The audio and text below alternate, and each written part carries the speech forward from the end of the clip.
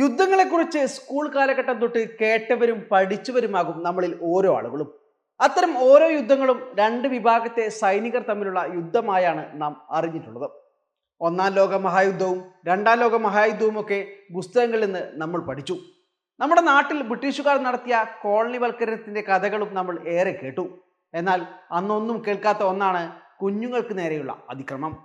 പലസ്തീനിൽ അതിക്രമിച്ചു കയറി ഇസ്രായേൽ നടത്തുന്ന യുദ്ധം അതുകൊണ്ട് തന്നെ ചരിത്രത്തിൽ സമാനതകളില്ലാത്ത ഒന്നാണ്. സൈനികരെ കൊല്ലുന്നതിന് പകരം സാധാരണക്കാരെ കൊന്നൊടുക്കുന്ന നടപടി അങ്ങേയറ്റം എതിർക്കപ്പെടേണ്ടതാണ്. സത്യത്തിൽ ഇത് യുദ്ധമല്ല, വംശഹത്യയാണ്. ഒരു വിഭാഗം ജനങ്ങളെ ഭൂമിയിൽ നിന്ന് തുടച്ചു നീക്കാനുള്ള രക്തക്കൊതിയരായ ഒരു രാജ്യത്തിൻ്റെ അല്ലെങ്കിൽ ഒരു വംശത്തിൻ്റെ കൊതി. വെടിവെച്ചും കെട്ടിടം തകർത്തും ബോംബിട്ടും മിസൈലുകൾ അയച്ചുമൊന്നും കൊതി തീരാത്ത ഇസ്രായേലിലെ നെതന്യാഹു ഭരണകൂടം കുഞ്ഞുങ്ങളെ ഉൾപ്പെടെ കൊല്ലാൻ ഇപ്പോൾ പ്രയോഗിക്കുന്നത് പട്ടിണി എന്ന ആയുധമാണ്. മറ്റെല്ലാ തരത്തിലുമുള്ള കൊലപാതകങ്ങളെക്കാൾ അങ്ങേയറ്റം പൈശാചികവും നീതീകരിക്കാനാവാത്തതുമാണ് ഒരു മനുഷ്യനെ പട്ടിണി കിടൽ. അതൊരു കുഞ്ഞിനോടാകുമ്പോഴോ? മനുഷ്യൻ എന്നത് പേര് മാത്രമല്ലാതെ കൊണ്ടു നടക്കുന്ന ഒരാൾക്ക് പോലും അങ്ങനെ ചിന്തിക്കാനാവില്ല. പക്ഷേ ഇസ്രായേലിന് കഴിയുന്നു. അതുകൊണ്ട് തന്നെയാണ് അവരെ രക്തക്കുതിയന്മാരായ രാജ്യമായി മാത്രം നമുക്ക് കാണാൻ സാധിക്കുന്നത്.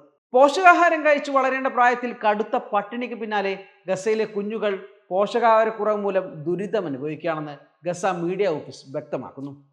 ഗസയിൽ ഭക്ഷണമില്ലാതെ 11 ലക്ഷത്തിലേറെ പേരാണ് ദിവസേന പട്ടിണി കിടക്കുന്നത്. ഇതിൽ പോഷകാഹാരക്കുറവ് മൂലം 65,000-ലധികം കുട്ടികളെ ആശുപത്രിയിൽ പ്രവേശിപ്പിച്ചതായും ഗസ മീഡിയ ഓഫീസ് വ്യക്തമാക്കുന്നു. ഇസ്രായേൽ സിവിലിയന്മാർക്കെതിരായ യുദ്ധ ആയുധമായി പട്ടിണിയെ ഉപയോഗിക്കുകയാണെന്ന് മീഡിയ ഓഫീസ് കുറ്റപ്പെടുത്തുന്നു.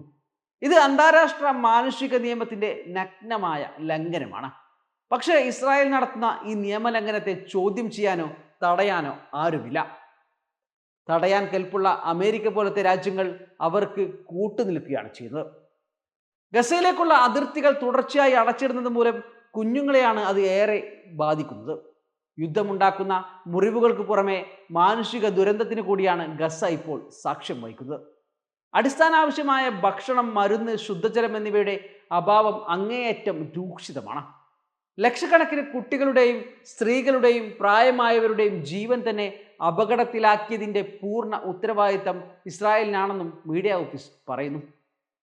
മാനുഷിക സഹായം, പോഷകാഹാര സപ്ലിമെന്റുകൾ, മരുന്നുകൾ എന്നിവ അടിയന്തരമായി ലഭ്യമാക്കുന്നതിന് ഗസയിലേക്കുള്ള എല്ലാ അതിർത്തികളും ഉടനടി തുറക്കണമെന്നും മീഡിയ ഓഫീസ് ആവശ്യപ്പെടുന്നു. മാർച്ച് 2-നായിരുന്നു വെള്ളം, ഭക്ഷണം, മെഡിക്കൽ ഉപകരണങ്ങൾ എന്നിവയുൾപ്പെടെ എല്ലാ മാനുഷിക സഹായങ്ങളും നിഷേധിച്ച് ഗസയുടെ അതിർത്തികൾ അടച്ചുപൂട്ടുന്നതായി ഇസ്രായേൽ പ്രഖ്യാപിച്ചത്. ആ പ്രഖ്യാപനം കഴിഞ്ഞ് 2 മാസമാവുകയാണ്. ചുറ്റിലും കോൺക്രീറ്റ് കൂനകൾ മാത്രമുള്ളിടത്ത് ഇത്രയും ദിവസം ഇവർ എങ്ങനെ പിടിച്ചു നിന്നത് എന്നത് പോലും അത്ഭുതമാണ്. 1.5 വർഷം മുമ്പ് യുദ്ധം ആരംഭിച്ചപ്പോൾ 2 ആഴ്ചത്തെ ഉപരോധമായിരുന്നു ഉണ്ടായിരുന്നത്. എന്നാൽ ഇപ്പോൾ ഈ ഉപരോധം തുടങ്ങിയിട്ട് 60 ദിവസമായി. ആശുപത്രികളിലും ക്ലിനിക്കുകളിലും അവശ്യ വസ്തുക്കളുടെ കുറവ് കാരണം രോഗികൾക്കും പരിക്കേറ്റവർക്കും വൈദ്യസഹായം നൽകാൻ പോലും കഴിയാത്ത അവസ്ഥയാണ്. ഉള്ള ആശുപത്രികളിൽ മിക്കതും ഇസ്രായേൽ ബോംബിട്ട് തകർത്തു കഴിഞ്ഞു. 2023 ഒക്ടോബർ 7-നാണ് ഇസ്രായേൽ സൈന്യം പലസ്തീനിൽ വംശഹത്യ ആരംഭിച്ചത്. 51,000 പേർ ഇതുവരെ കൊല്ലപ്പെടുകയും 1,16,000-ലേറെ പേർക്ക് പരിക്കേൽക്കുകയും ചെയ്തു. 14,000-ലധികം പേരെ ഇപ്പോഴും കാണാനില്ല. അവർ എവിടെയാണെന്ന് അറിവുമില്ല. എല്ലാ ദിവസം എന്ന കണക്കിൽ ഈ കണക്കുകൾ വർദ്ധിക്കുകയും ചെയ്യുന്നു. പക്ഷേ ഇത് വെറും നമ്പറല്ലെന്നും നമ്മളെപ്പോലുള്ള മനുഷ്യരാണെന്നും ഓർക്കേണ്ടത് അനിവാര്യമാണ്. Waytonikah.com, the exclusive Muslim matrimonial site.